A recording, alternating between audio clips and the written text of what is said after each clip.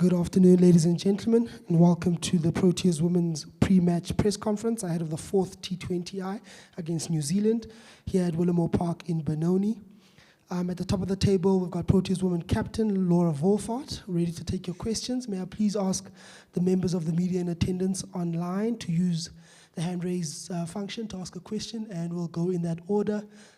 Depending on the time, we'll be able to come back around again as well. Thank you. Who can I ask to go first, please?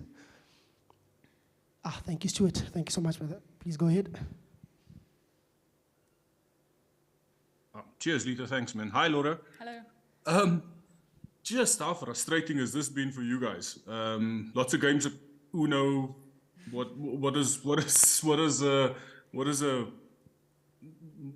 absence of any play do in the Proteas dressing room? Yeah, it's been a very frustrating 10 days. I think we didn't even have that many training sessions because all the facilities were wet the whole time. Yeah, it's a lot of Uno, a lot of reading books, a lot of time in the room. I think waiting around at the game is probably the most frustrating part because you're trying to stay switched on, trying to stay focused on the game. And you know, our generation without our phones for that long, it's difficult as well. No, but yeah, frustrating couple of days, and we're just really excited to play some cricket now. Is there any rhythm here at all that has been lost? Some momentum that you guys had coming out of the one day, is that all gone? How difficult is it, given that it looks like you should have some play this weekend, that you'll be able to, rekindle that or refine that stuff? Yeah, I hope not. I think we at least got one full fielding session in the second game, which I think was good. I think we bowled and fielded really well in that game. So at least we were able to have our bowlers get a run through so they could keep ticking over. Obviously never nice to go more than a week without batting, I think, for us batters, just always wanting to be in the net. So had a good session this morning though, so hopefully we can hit the ground running tomorrow. Awesome. Thank you so much, Stuart. Keenan, the floor is yours. Thank you. Thanks, Lita. Hi, Laura. Just a bit of a random one. So Nailise hasn't bowled in like over a year for the Proteas, I think. Can you just talk more about that? Why has she just been focusing more on the batting, or what's the exact reason around that? Especially considering Danae is not with the squad anymore, also offers leg spin.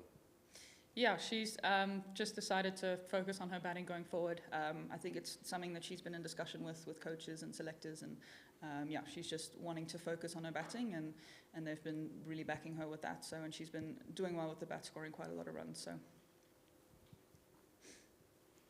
thank you so much. Cool, thanks. Thank you, Keenan. Stuart, your hand is back up again. Please go ahead, sir. Thank you.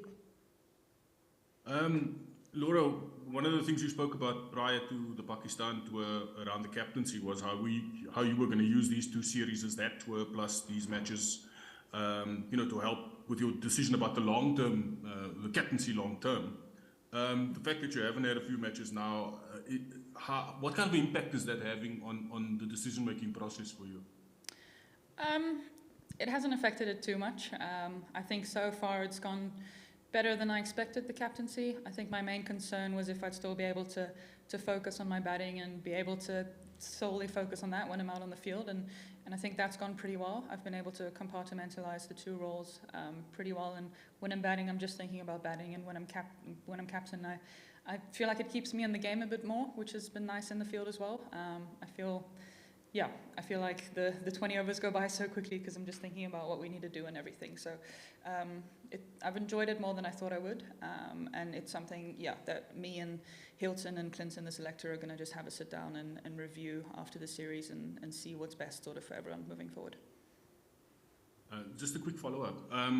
So besides Hilton and Clinton, and obviously you do a lot of self-reflecting here, is there sort of anybody else that or anyone else that you discuss this with to see, someone from the outside who's maybe looked at you as well and looked at you over this period that will help you make a decision long term? Probably mostly just my parents.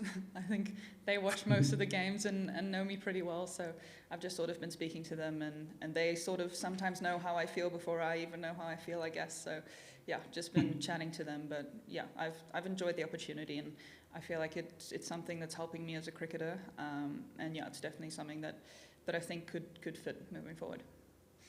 Okay. Are you clearer now about your future in this position than you were? Yes. I don't know, 5 weeks Yes, ago. I'm feeling a bit more comfortable in the position. So, yeah. All right. Thank you. Awesome. Thank you, Stuart. Ongama, I see your hand is up. Please go ahead, sir. Thanks, Lita. Laura, I just want to ask in terms of what are the objectives for the remainder of the series? Obviously, there's the World Cup coming up, and looking at that Pakistan tour and the ODIs that we've played here at home, that number 3 position was a little bit shaky in the batting order. What are we building towards with the World Cup in mind? Yeah, I think these 2 games are just really good prep for the World Cup. I think we'll be looking to really be aggressive and show good intent with the bat.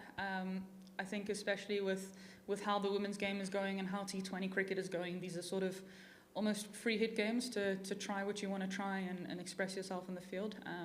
But I think New Zealand will probably be feeling the same way, so I expect a good, exciting game of cricket. And then same goes for the bowlers. I think just really nailing and executing any plans, and whether it's death, whether it's power play, just practicing all of those things. But obviously, still an international game of cricket, still a lot to play for. But yeah, great prep, whether it's combinations or just trying different things within your own game and see what could work for you going into the World Cup. Thank you, Ongama. I don't see any other hands. Any takers for more questions, please? All right, Keenan, I see your hand is back up. Thank you. Go ahead, sir. Thanks, Lita. Laura, with the injuries to Marizana and Laura, what changes can we expect for this weekend? Who can we expect to get game time? Well, it's probably only a decision that we'll make a bit later on, but I expect that we'd have another bowler have to come in to cover the overs that we'll lose from Copy. So, yeah, probably just one of the bowlers. Thank you, Keenan. Any other takers before we call it? Going once, going twice. Thank you so much, ladies and gentlemen. That brings us to the end of today's pre-match presser. New Zealand will follow at 1:45, and they just have a late change. Instead of Leah Tahuhu, it will be Jess Kerr attending. Thank you so much. Thank you. Thank you. Thank you. Good luck.